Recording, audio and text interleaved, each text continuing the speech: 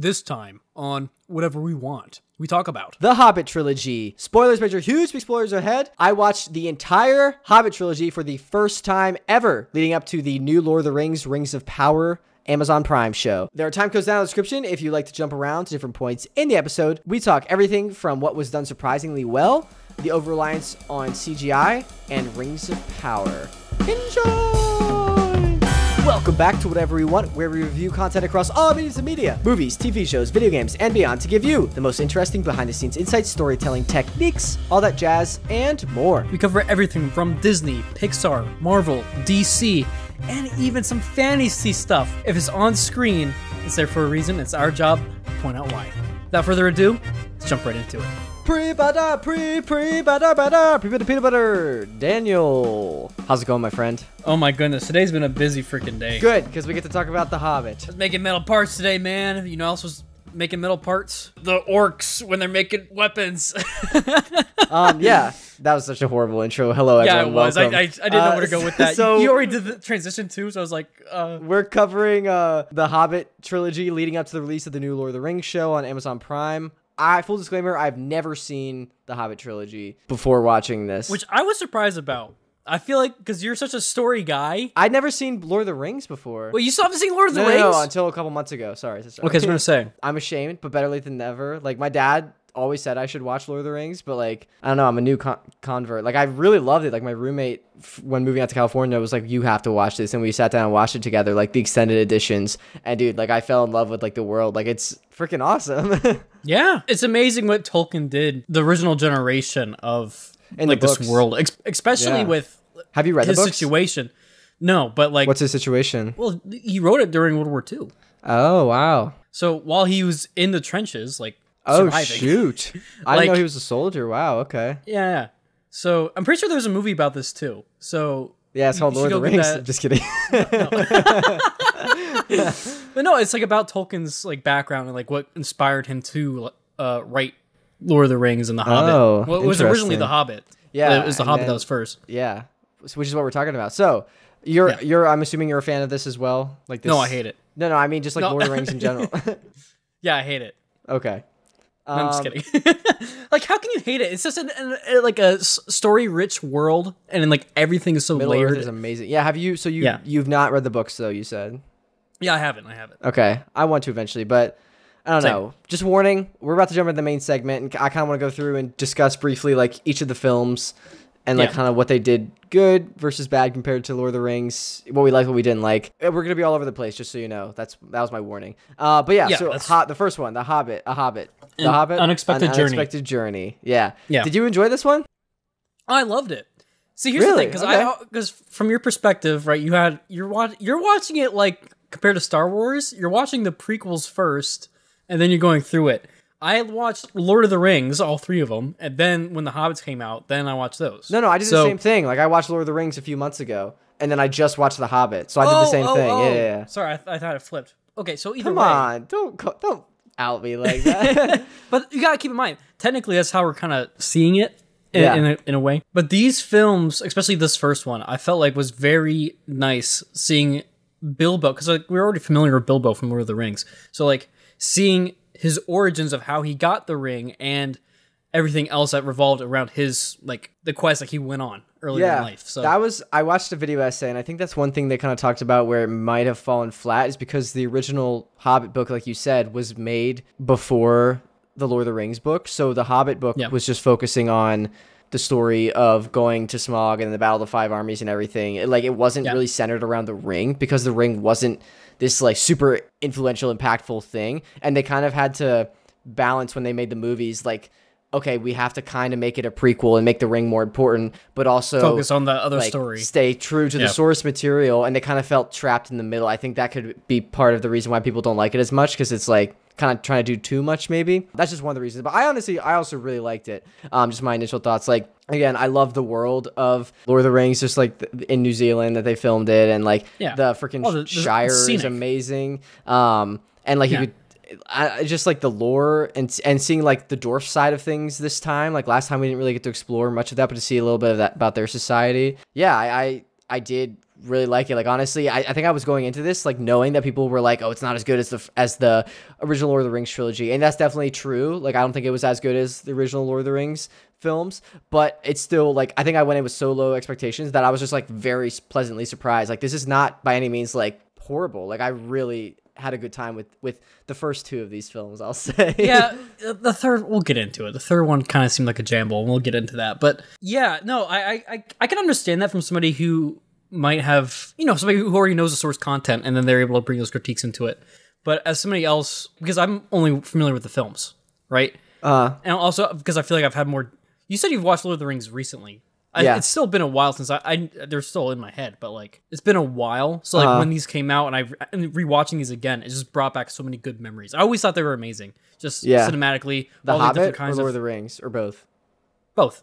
Okay, I mean, like I never had any like you're talking about like negative connotation that people and critics may have, and I'm like, okay, but like to me, they were always good films, and they always did what they needed to do. There were definitely some things that I want to get into that I'm like, again, like the biggest problem for a film with this scope where they're so long is pacing at times and getting those certain key moments. Yeah. But again, it's so story rich that you don't. At least in my case, I'm not paying attention to that. I'm just enjoying it, right? As if I'm going along with the adventure. That's another thing. Like, I think, and I want to talk about the third film, but I think like they decided to stretch it out into 3 films, like very late in pre-production.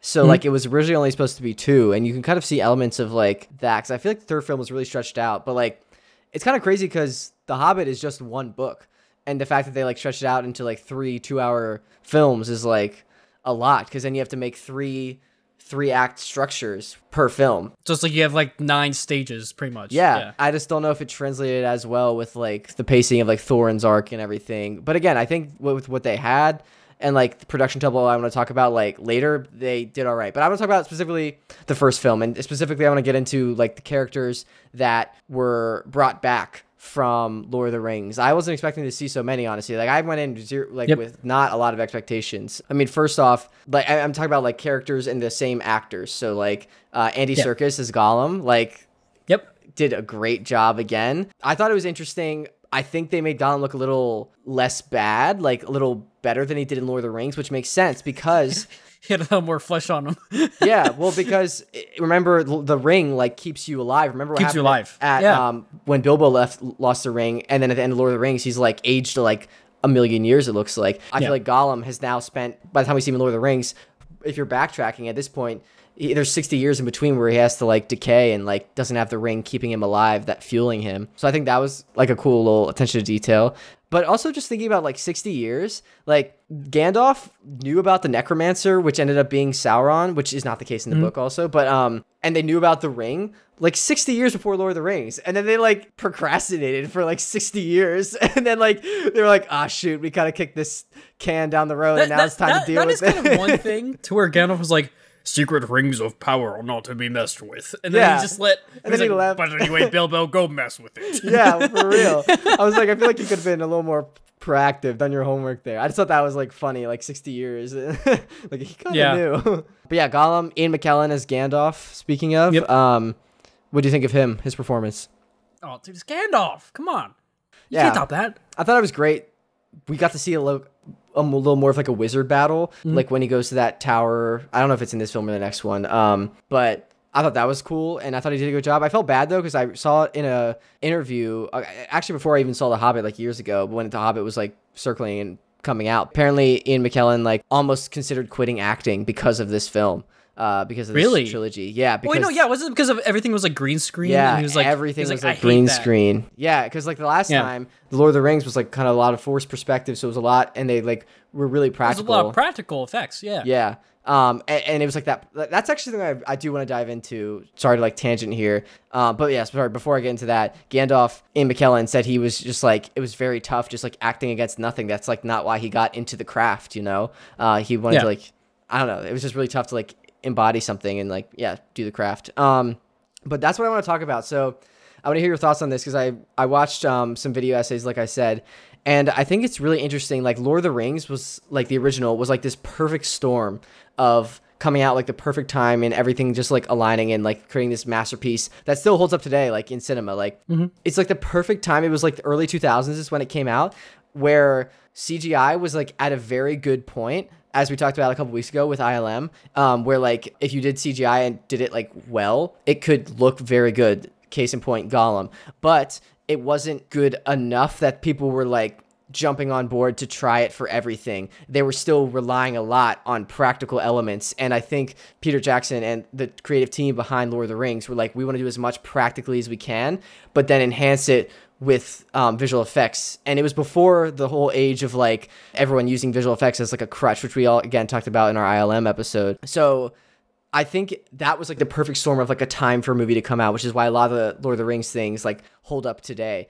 I think The Hobbit, which came out like the early 2010s, I believe, was at that point where everyone was like VFX. Like, and I think they were relying a little too much on it. Yeah, there's definitely moments. And so a lot of it didn't feel as grounded. Like the orcs didn't feel as like disgusting and like horrifying as like the orcs in Lord of the Rings, in my opinion at least. What are your thoughts on just that? No, I totally agree. There were points where they did things with VFX where you can kind of tell, you know? Yeah. Which is fine, but like at the same time, it does take you out of it in moments. And there's other times where they're using VFX for like these more grandesque things, but then you can also be like, okay, that's obviously CGI. Like you can't like. Do you have any specifics in mind?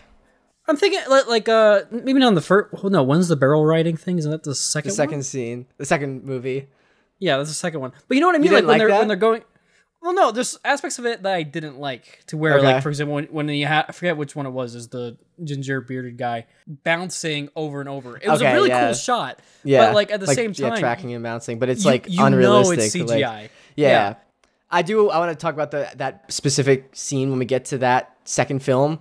I have a lot of thoughts on that, but yeah, I just again think that Lord of the Rings was at that time, and it's actually really interesting. I don't know if you have access to the internet. Can you look up like so the in a video call? I don't know if you have access to the internet, Daniel. Yeah, that was dumb. It's Friday. Cut me some slack. So you know the main orc like villain. Yeah. He was supposed to be practical. They actually toyed around with the idea of like a practical design, and it looked freaking sick. Honestly, like look up the Hobbit orc practical design. He has like long hair and like a beard, like a red beard. Like like caked in blood. Like it looks sick. Like imagine if that was the villain. That would be so grounded. And again, I know why they went for the CGI, because they could make him like 12-foot monsters compared to this guy who's probably only like 7 or 8 feet with like prosthetics and stuff. But I just think that would have, like, imagine the movie with him as the villain. That's menacing. Yeah, there's like so. Here's the thing though. I understand kind of like why. I mean, I get what you're saying too, but there's also like so much going on with the practical one to where it's almost distracting. You know what I mean? But it's again to like set them apart, I guess. But I guess what they did in this one was there was not a lot. Whatever. Yeah, but I don't know. I thought that was like one thing again, relying on CGI. Like the villain is all CGI, which it wasn't like horrible, but like I think that would like practical would have like really grounded it. No, I totally agree with that. Like that would have made it again, and then we're seeing it again nowadays too, even where we have characters that are more non-human like. Yeah. That are getting those VFX. Like for example, like Vision. You know, like. Yeah. You have people who are getting fully caked in, so it's not a problem. It's just a matter of, can you sell it? One thing I also wanted to mention is just these are just so long. The movies are so long. Like it's both good and bad. And the reason why I say that is because done right, it can get you immersed into a world and you don't want to leave. Yeah. Like Lord of the Rings, yeah. Yeah. Like you don't realize like 3 hours have passed or whatever. Done wrong, you're kind of just stuck there being like, okay, what's next? Yeah. Again, that's kind of what we're going to get into it, but that's what happened like later on. I feel like I'm being super critical, but I did really enjoy these. but I'm just trying to talk about both sides. Like there were aspects that I really enjoyed. Like I said, the characters, like Hugo Weaving back as the Elf King. They had Elijah Wood back as Frodo in the very beginning. That was really cool. Again, I loved when going back to the ring, when Bilbo does get the ring, I loved like little musical motif of the Lord of the Rings that like picks up. Like that was so sick. And I didn't realize that, again, I haven't read the book or known anything about this. I didn't realize he got the ring so early on in this story. And I'm also thinking it's a good thing he did, because he'd be dead by like 10 times if he didn't have it. Yeah. It's like, dude, the thing with the spiders. Oh my god, if you didn't have that ring, I forgot about like, that. Yeah, that's the thing. The spiders, I think that's the second film, but like I think it's really well done. But Yeah. the one thing I like with the first one to kind of I think finish up because we kind of didn't even move on from it. Yeah. I think, is I think that the character arc for Bilbo was good here to like kind of solidify his relationship with the party. It was Yeah. still like growing in the future films. Don't get me wrong, but with him putting his life on the line to save Thorin there at the end to like earn Thorin's trust, that was kind of Yeah. like the important thing. But then again, at the end, they're like, "Hey, let's just get the Falcons to get out of here." I'm like, "Why Yeah. don't you just do that in the first place?" Also, that movie I felt like ended 3 times. Like in my notes, I wrote like this like Goblin Mine is like a pretty cool setting. It's a cool finale piece, and then they like spend another 35 minutes outside, like within the cave, and then there's like that whole battle, and then the eagles come in. I was like, oh my gosh, there's so much of this movie left. Also, another thing that reminded me. I thought Thorin died there, like when he was gonna bleed out, but like I was so mad this whole time that like no one died, like until the very end. Like I think there should have been some stakes. Like there's 14 dwarfs. How do you dwarfs? No. Drawers. 14 drawers, and a majority of them survive like so much longer than they all would have. Like again, you're talking about the barrel thing. Like I don't know. Like Okay, dude. Okay, here's the thing too. As I was watching through, especially when it came to the first one. No, when it came to the first one, it was like I was like watching through it as if it was like a D&D run. With like okay. You know what I mean? Like, oh man, they're really like hitting a lot nat 20s here. You know what I mean? Like, yeah, for real. They're getting out of these situations. I think that's another thing I just want to talk about, the party, like the party of dwarfs. I don't know. Dwarfs. Okay. Yeah. They I didn't connect with them as strongly as I did the Lord of the Rings party. And that's why I thought they're going to maybe kill off some of the like lesser ones that I don't know their names, which could have been literally any of them except for Thorin, Philly, and Killy, because that's all I remember. Yeah. And the old one, don't kill him. But I don't know. I feel like I really connected with the other party a lot more. That being said, though, I did really feel like they were, as a unit, were a very strong. Yeah, no, they were very together. cohesive. Like I loved the beginning when they're in Bilbo's house and they're singing and having cleaning dinner up the dishes and then singing. Yeah, I actually really enjoyed that scene, and just like as establishing the party, coming in and establishing all the characters suddenly. That was one thing I really did like about this first film. Agreed. It was a fun watch. Imagine that too, though. You're in your house and out of nowhere, 14 short guys and one giant like enter your home, eat all of your food, and then offer you a job that could kill you. Interesting. I don't know. Yeah. Okay. Are you ready to jump into Desolation of Smaug? Yes. Did you enjoy this one? Yeah, I enjoyed them all. Okay. There's some that I one. enjoyed more than others. So this one I loved. Yeah, I really think this one was my favorite, actually. So I want to switch. I want to ask you, starting out, because I want to end with things we like. What didn't you like about this one? Is there anything you can think of? Mainly just CGI in the wrong places again. Yeah. Or over exaggeration of it. Again, I think the story in this one really like sold well, and it holistically came around to like having the party set up to when they do get in. Again, I understand. I didn't know that these were originally supposed to be 2 and 3, but now actually kind of looking back, like seeing them that at the end, he's just like flame on and like burn down Lake Town. I agree. You know? It's wild that like the finale isn't like Smaug getting killed. That's like the beginning of the next one, and then it's just forgotten. Like I just thought that was like the dragon's really like weird. That's something that I didn't like it, but I mean, we'll get into that with the third one. But like, I'm just saying it now because like you just kill the dragon right away. He's like this. He was like the big problem. The second movie is named after him, and then before the title credits of the third movie, like he dies. I don't know. That's just the pacing. It's again just a pacing issue. Like I think maybe they could have done this in like 2 films, or I don't know. Either way. But I do want to say, speaking of Smaug, I loved Benedict Cumberbatch's performance as Smaug. I thought he did a great job. No, totally agreed. Let me ask you this. Yeah. Say if they moved all of the Smaug stuff, they would have like renamed the title, whatever. It would still have been like The Hobbit something else. Like Getting to Misty Mountain. I don't know. but like less into the Desolation of Smaug. Getting to the mountain.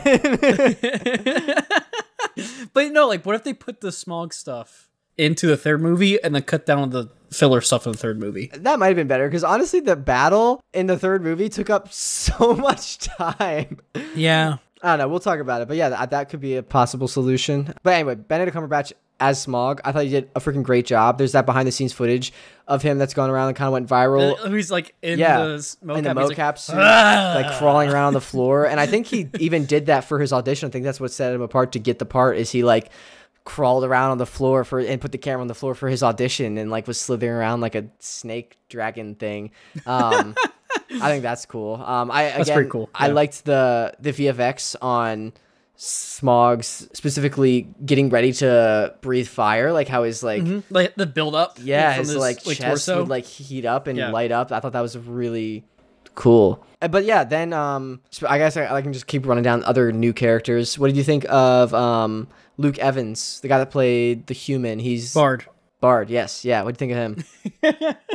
I liked his role. It's always good to have like, especially when we bring humans into this world, because like you deal with so many characters that like aren't humans that I don't want to say it's almost naturalistic for them to be like a hero type, but it's very also good to see, especially when you have then other humans that's like just being assholes, like the big fat mayor guy. Oh my gosh, I hated the unibrow guy.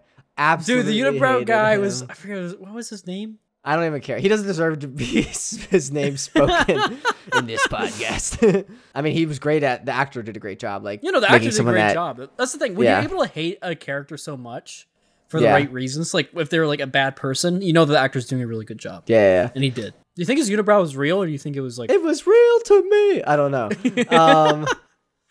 I don't know. I mean, I don't know how you even like... That's like you're building up muscle for like a role. Like, all right, you have 7 months to grow a unibrow. Like, how do you approach that? I feel like you have to get like beard oils, but like put it like in between your eyebrows or something like that to like help the pores there. Speaking of like unibrows and hair, I know in our ILM episode you were like inspired to like, you said you wanted to like grow your hair out. Did this trilogy of films inspire you? Because a lot of them are like, it's Middle Earth and they all have like long greasy hair. Yeah, I mean, it's like the same vibe, it's just getting that main. That's one thing I'm actually happy with now for a video viewers. Like, you can kind of see the curls coming back in.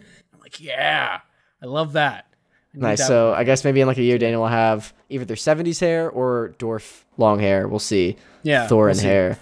It sounds like you're saying like Thor in, like just Chris Hemsworth in my hair.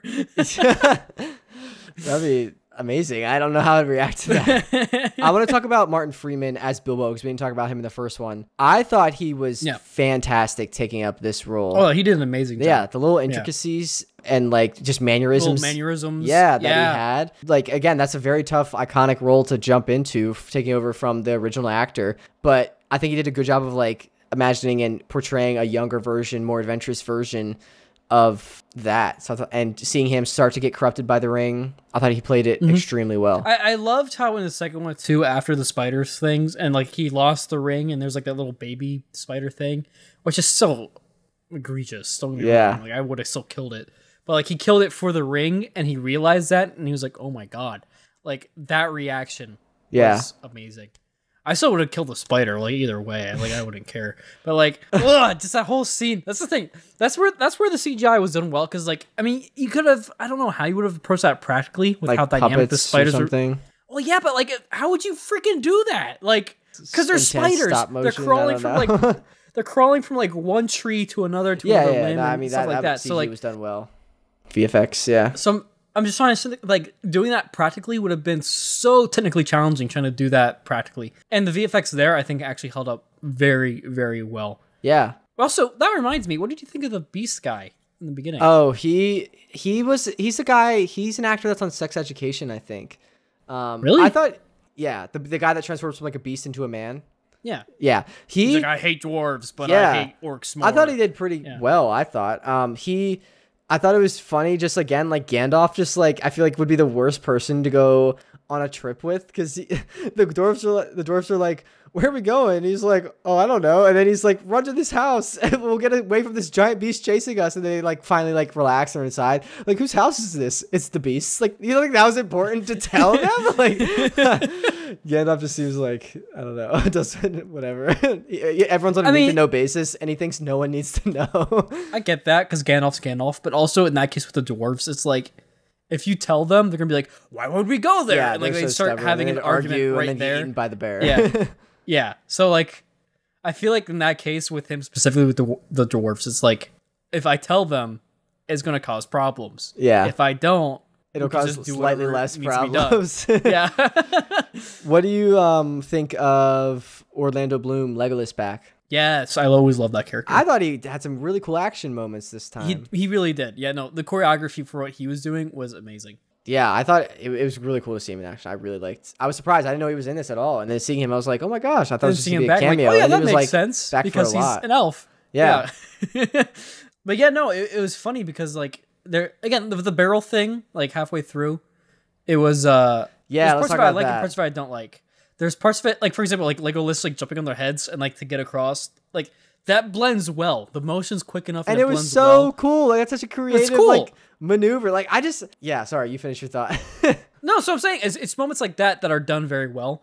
I feel like the barrel thing was just like also like the GoPro shots. I hated that. Oh yeah. I hated that. You know what I mean? Like substantial drop in quality. Yeah, it's like why are you bringing the camera quality so low for like these little splash shots where you're getting just like little sounds? Like I don't care. I want to see more. Like either cut that or just have more orcs dying. Like, you know what I mean?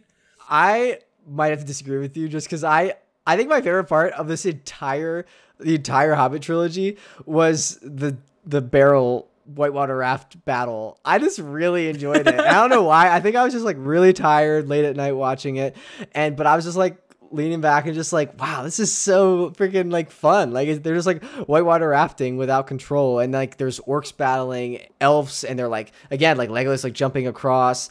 Again, there was like some little wonky CGI, but I like was more than willing to forgive it. I just really had fun with that scene.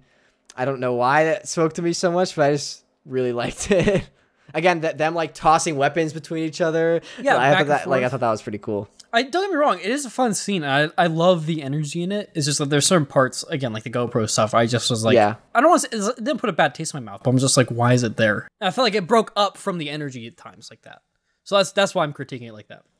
Speaking of the elves in that battle, what did you think of Evangeline Lilly as the like Tauriel? lady elf? Yeah, that fell in love with the dwarf. Spot on. Yeah, what do you think of that relationship, like the dwarf and the elf? What's the lifespan of dwarves in Lord of the Rings universe? Let me Google that. Because just think about that. Like Gimli's 60 in Lord of the Rings, and he was like a baby in this one. Occasionally, they would live up to 300 years of age. Wow. That's longer than I thought it was going to be. How old is Tauriel in this?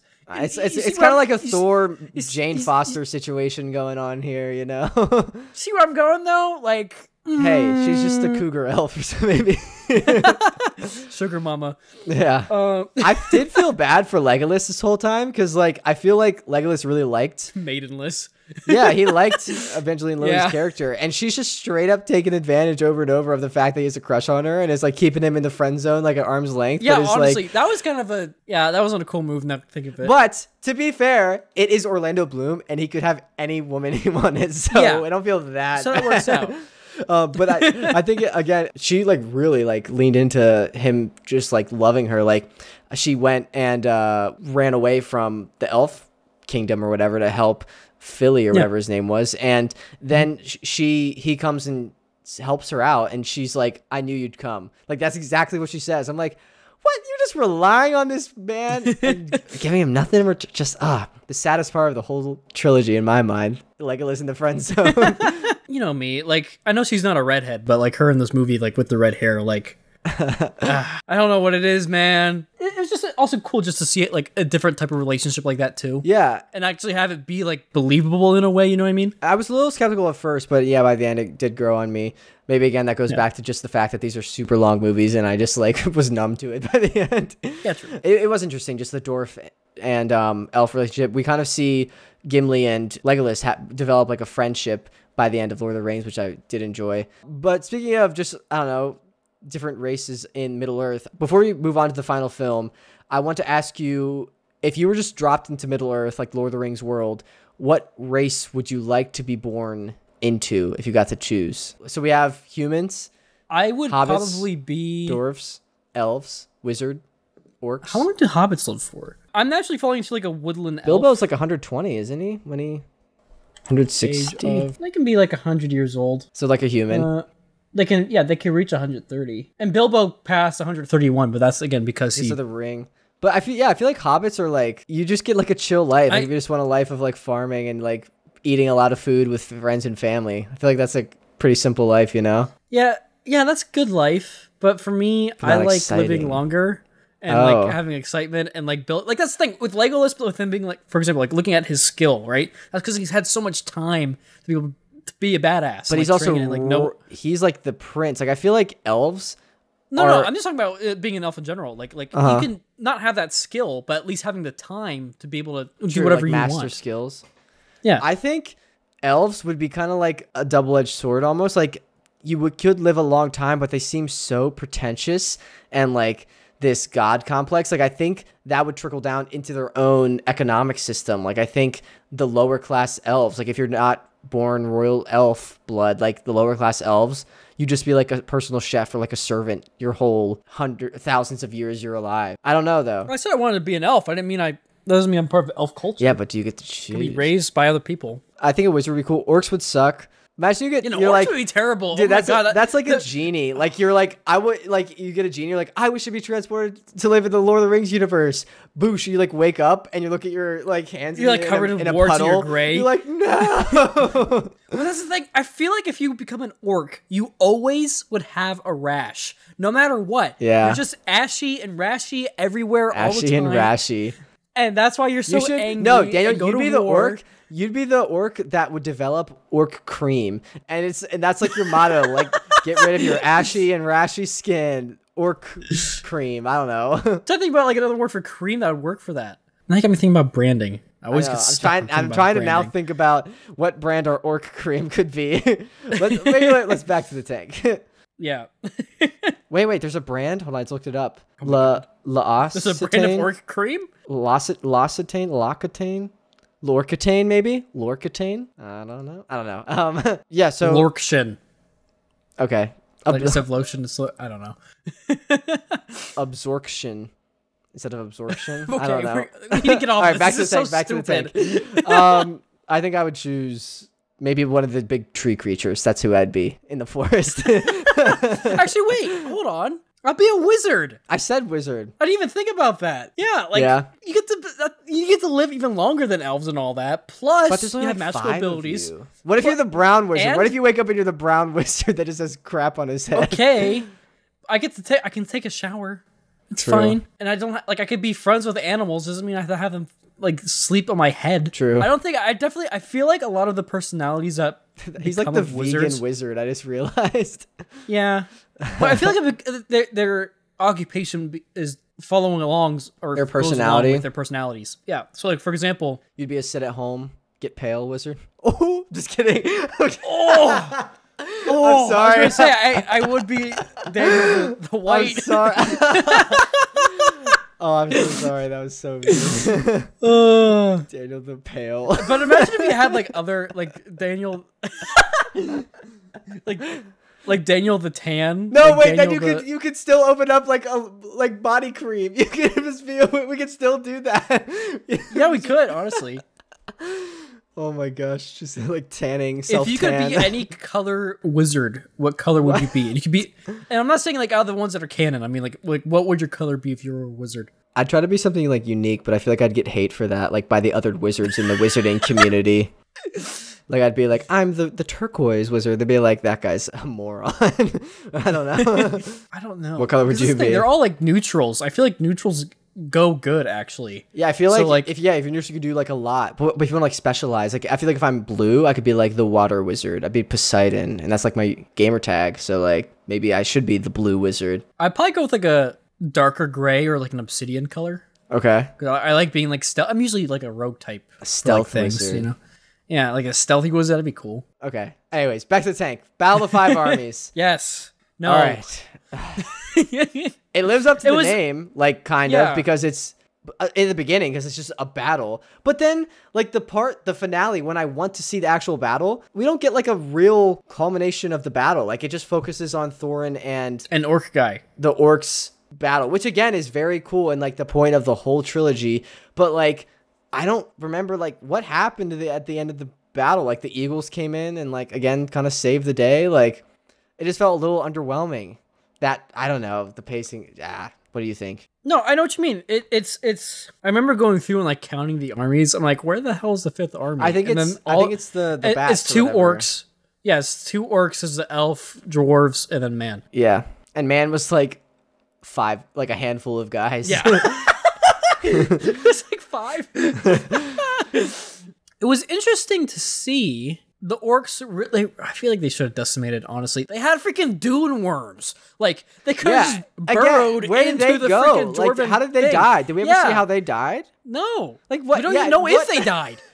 What? They're still the orc worms. Maybe, again, we have to cut some slack because, again, it was supposed to be 2 movies, but it just, that last movie, dude, like, that was rough. And, like, Thorin, like, got corrupted by the gold, which I think was a cool plot point, but, like, he was just, like, evil, like, all of a sudden. And then he was like good at the end again. And I was like, okay, I don't know. That being said, no, I totally get that. Yeah, no, I got it. I do think it makes sense, the mentality like behind like once Smaug, I forgot his name for a second, even though it's the name of the last movie. Once Smaug is like killed, everyone would swarm to try to like the elves, the dwarves, to try to get the riches again, and that definitely totally makes sense. So I like that, but yeah, I don't know. Oh, I did like finally some dwarfs died.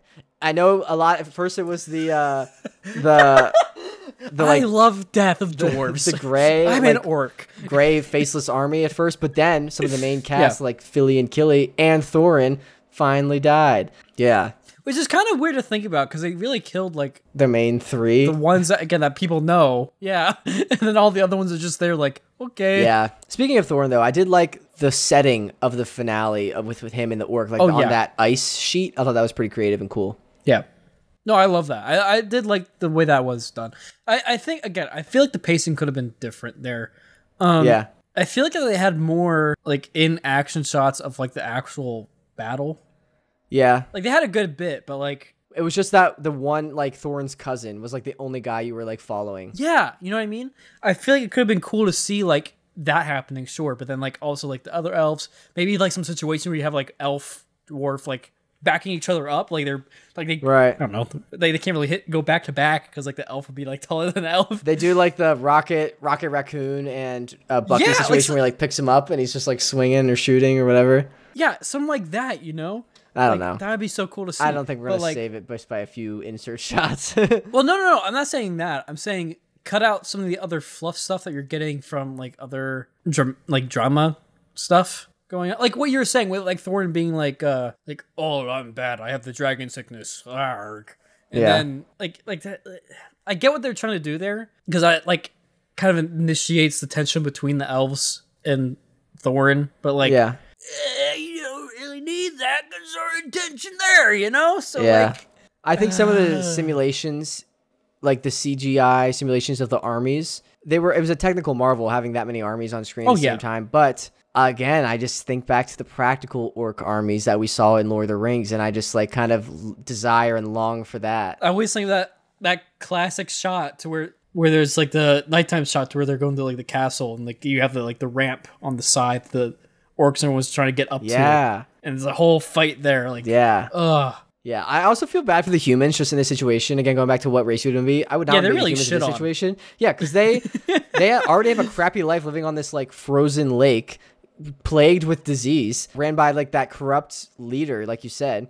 And then even that poor existence is then taken away when the dragon just burns them to the ground all of a sudden after they try to help out these dwarfs. So then they're homeless and go to the next town over because they're literal refugees. And then immediately, that little town, as soon as they get there, is immediately overrun by vicious orcs. And they're just thrown in the middle of this 5-army battle. Like, that's a rough weekend or a couple weeks. To be fair, the elves that come in with lettuce. True. Okay, I take everything I said back. The humans have nothing to complain about. It's like Cabbage Man from Avatar. He comes in and he's like, my cabbages! Yeah. It's like that, but 10 times worse because, like he said, there's all this death, destruction. You lose your homes, and then even like not 1, 2 freaking orc armies come in to like kill you and your people. Well, do you have any last minute thoughts on Battle of however many armies, 5 armies. I love what Bilbo did in this case, to where he literally took the Arkenstone and like Yeah, that was gave smart. it to the elves. Yeah. It's just like, damn, boy. He had some really major cojones.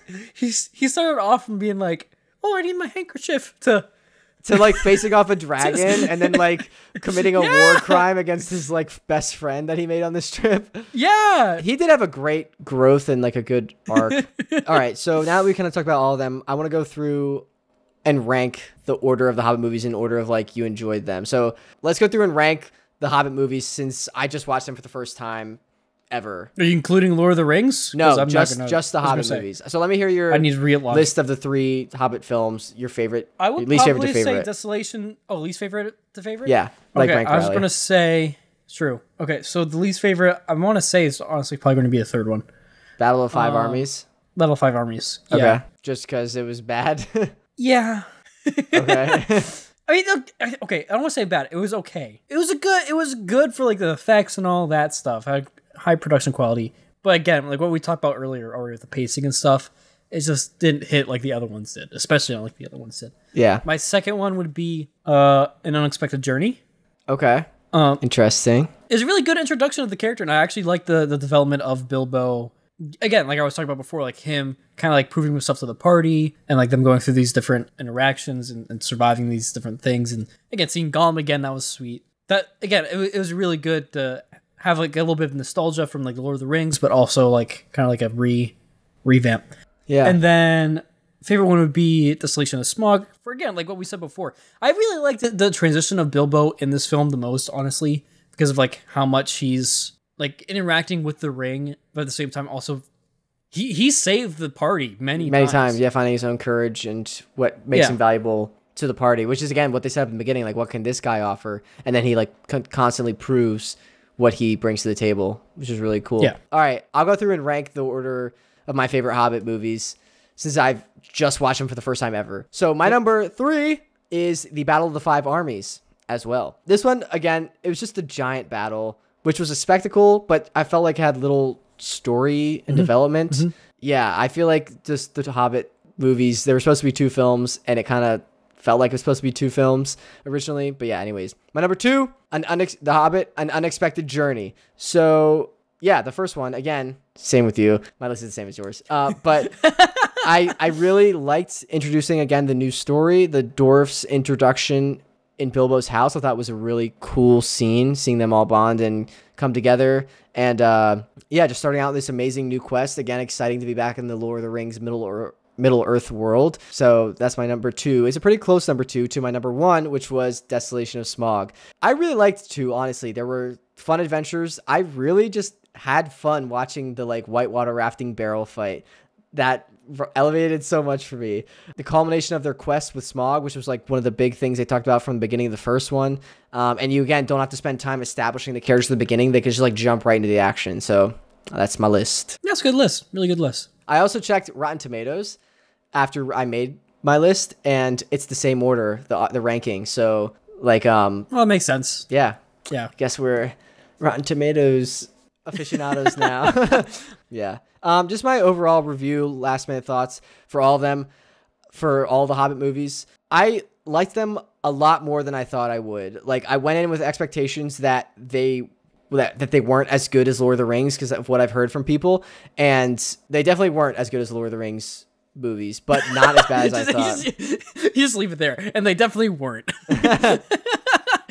But like, there's tons of elements that were done like extremely well. Like, it's so hard to live up to Lord of the Rings, but it could have been worse. Like, I didn't connect with the characters as much as I did with each of the members of the party in the original Lord of the Rings, like I said earlier. But everyone did like give a good performance, great performance in my opinion. Whether that was like, again, the actors returning to their old roles, like Gandalf, new actors playing a character from the first one, like Martin Freeman as Bilbo Baggins, or new actors playing entirely new characters like Evangeline Lilly and all the dwarves, really. Yeah. But yeah, so another reason this might have been not so great is because apparently Peter Jackson, the guy that directed the first Lord of the Rings. He played the Lord. Well, he actually did play someone. Peter Jackson did play someone in this. In the very beginning of Desolation of Smaug, I believe, he does a cameo. He's like walking out of the bar kind of drunk, and he eats a carrot and like passes right in front of the frame Oh yeah, during like the establishing that's right. shot. Yeah. So yeah, I didn't misspeak. But apparently he was not attached to this at all. Like apparently there was like some trouble after Lord of the Rings came out where he like, I don't know if he was like upset or just frustrated with something, and there was a kind of a falling out between him and New Line Cinema, which was a company that produced and distributed Lord of the Rings. So it was originally Guillermo del Toro was hired to direct the Hobbit first two movies, and then left after 2 years of pre-production. So there was like a lot less time to prepare when Peter Jackson came on board to like plan and put care into the pre-production of this series of films compared to what he did for the original Lord of the Rings, because he spent years before that prepping. Yeah, That's crazy. All right, before we jump into the next segment, I just want to hear what your thoughts and opinions are on the new Lord of the Rings show that comes out this week, The Rings of Power. I'm excited. I'm really excited to see what comes of it. From what I've seen so far, it looks like good stuff. It's just a matter of, again, whether or not they tell the story right, have the right pacing and all that. Yeah. We know they're going to be using like CGI for a lot of it. Are they going to be doing practical stuff too? Or what's the situation with that? Do we know? I'm not sure. I think looking at just the trailers and stuff, they did a lot practically, or like are trying to do a lot practically. It is interesting though. I did read that Amazon Prime apparently ghosted Peter Jackson regarding this, and he's not really like involved at all on the production of this, which is a little worrying. Apparently they reached out to him. Peter Jackson said they reached out to him at the beginning of development of the new Rings of Power show, and they said that they'd sent him like the first drafts of scripts since he directed the Lord of the Rings and the Hobbit movies, and then that's the last he heard from them. Like they never reached back out or sent over any of the scripts, so he didn't really have anything to do with this new show.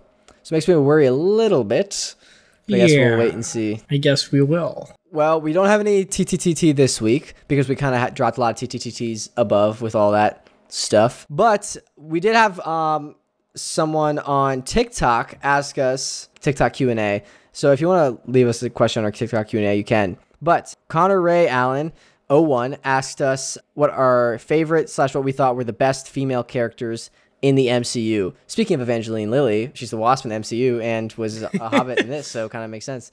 But yeah, what do you think? Any initial people jump out to you? Okay, obviously, starting off, you have to always just say like Black Widow off the rip. Not only because of the history there with all of the movies that she's been in the MCU. Here's the sad thing. The only bad thing about this character was her solo movie. Yeah. Black Widow, the solo movie was ass. It was just, I'm sorry, but the story and just there's like no tone to it. Literally tone deaf. And what they did with Taskmaster. Okay, we're trying to talk about good. I can't forgive. Things. Okay. But no, I'm bringing that up as another female character, Taskmaster. Oh, okay. I'm not saying that because they made that a female. I don't care about that. But like the way they were written, to where like, oh, they're just another Black Widow and all that. Like that was stupid. So that's kind of like the antithesis of the question. But my point is Scarlett Johansson with Black Widow. Obviously, that's number one. Two. I'm a Spider-Man sucker, so you don't want to say Aunt May. Like, come on. Oh, okay. Yeah. Interesting. What does something come off of your head? I feel you're gonna say Gamora. What? How'd you know? What the heck? That wasn't my first one, but she's on my list. Wait, how do you know that? What do you mean? I just know. I know. Okay. How you like your characters? Like green. That sounds sexual. No. I mean, like I know what kind of characters you look for and like what kind of like aspects speak out to you. I will speak about Gamora then.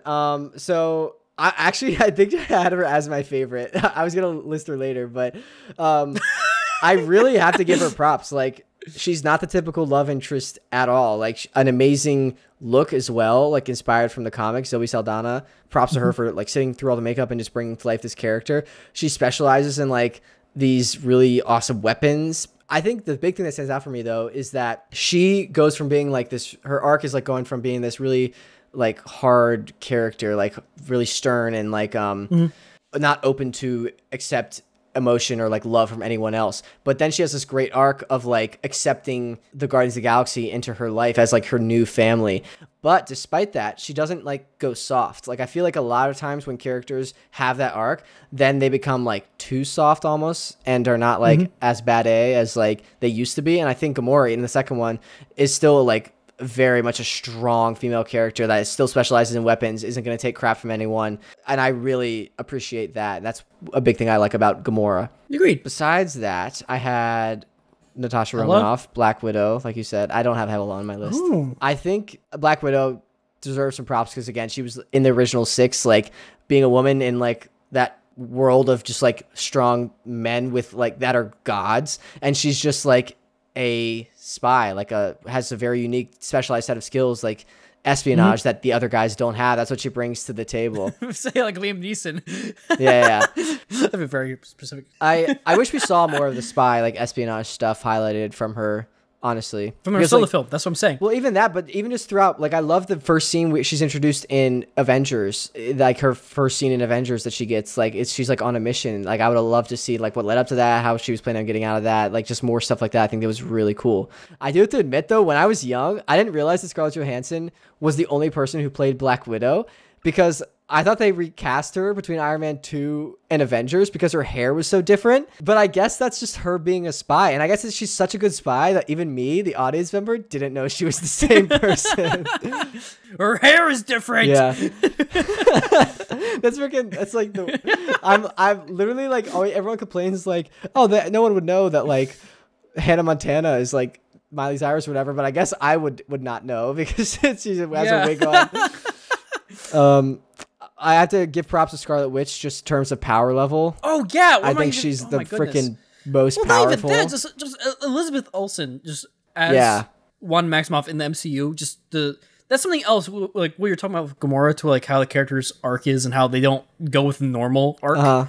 With Wanda, it was a very slow burn to how she was. Yeah, obviously just in agony. They burned off that her accent slowly. Well, okay, yeah, that too. But you know what I mean? Like you could see her getting more and more crazy, especially when we got to things later on, like WandaVision and obviously Doctor Strange. Yeah. So yeah, it's cool to see that holistic, different arc you don't usually see from a character. Yeah. I think two more. I have Okoye from Black Panther. I really think she handles that spear very well, and also just like rocks the bald, like shaved head look. Yeah, very cool. And then I also have bald. My eyes. I also have oh my gosh, I have Pepper Potts on my list. Non-superhero role, but again, the first like really female character in the MCU, and she's a strong female character, like runs this multi-billion-dollar business for Tony Stark, and is a very caring person, gets great action moments, even though she's not like a superhero. She has an action moment in like Iron Man 3 and Avengers Endgame. Yeah. And then last I have Aunt May on my list. Again, in the face of death, even in the face of death in No Way Home, spoilers, she teaches Peter to be like a good person and to give people second chances. And I think that's a really good, just strong parental figure there. Agreed. I wasn't really thinking of Pepper because I was thinking more like the heroes, you know? Yeah. But that's a very good point you made with her. All right. Ready to jump into patron shoutouts? Yeah, hit me with them. Cue Epic Stars music. Boosh. We got patron Lori, Frank, Rick, Lisa, Evan, Tony. Thank you so much for pledging the tier to get you this shout out. If you'd like to support us over on Patreon, the link is down in the description. You get the audio episode early and special benefits like a role in our Discord. A lot of other cool stuff, fun jazz. I think we have like a constant discount going for like all of our patron supporters, that a code that works all the time. They can just constantly get 20% off if they use it. Yeah, that's posted on our Patreon for our patrons. Yeah, on our merch store, which I am sporting, the Cinephile Movie Lover, not a cinephile, but a movie lover shirt. Definitely everyone check out our merch. Ready to jump into cool comments. Yeah, what we got this time? All right, well, I have to apologize to Angie Christina because she left a Apple Podcast review at the beginning of July, so it's been like almost 2 months now. I just don't check that often because people don't often put that there, but I really appreciate the review and the rating, Angie. But she wrote, "Glad I found you guys. I absolutely love your podcast. I've been binging it this past week and just can't stop listening. I've been looking for more podcasts that appreciate what I love, which is movie, shows, and books, and I love how much you guys appreciate all of that, and it's so interesting hearing your opinions and theories. I look forward to more episodes, and it'd be so cool to be a guest one day. Haha." Yeah, I mean, that'd be really cool. That's very sweet. I appreciate it, Angie. Yeah, apologize again, getting a little late getting to this one, but yeah. Yeah, it's been holy crap, like that's so sincere, and it's like 2 months late there. Sorry. Oh dang. Yeah, maybe one day you could be on the podcast. Yeah, we have to like get to know you and like reach out and see if we vibe and everything. Yeah. All right. Yeah. Ready for the introduction? Yeah, tell me when. When? We just talked about whatever we want to talk about, and now we're done. Thank you so much for listening. We seriously, really genuinely do appreciate it. We're going to eventually talk a little bit, even if it's just in passing, about the new Lord of the Rings show, which comes out this week. Whoop, exciting. So subscribe and follow for that. We also have some actually pretty interesting behind-the-scenes insights from that show that we can't talk about until that show has come out. So stay tuned for that. Oh. Goodbye. Bye.